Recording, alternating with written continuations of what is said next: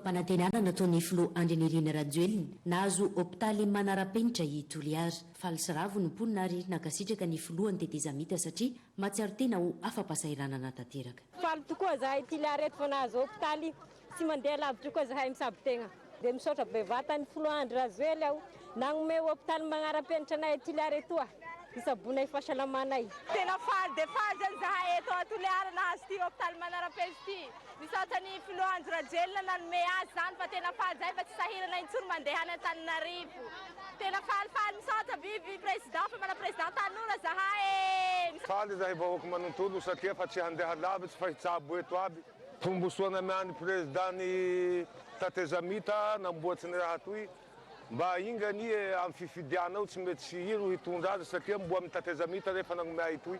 Ary faly zahay vahoaka manontolo surtout zahay fa eto mitsinjo betanimena. Ty fahitako Hopitaly manara-penitra toy soa le tena soa. Misaotra Andriamanitra Andry Rajoely nanomena Hopitaly manara-penitra zahay eto mitsinjo betanimena Toliara.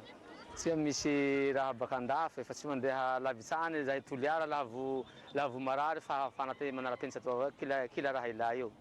Zava-dehibe aminay nahavitany Hopitaly ty. Misaotra ny président Rajoely nanome anay manara-penitra ty eto fa tsy mitsabo lavitsy zahay.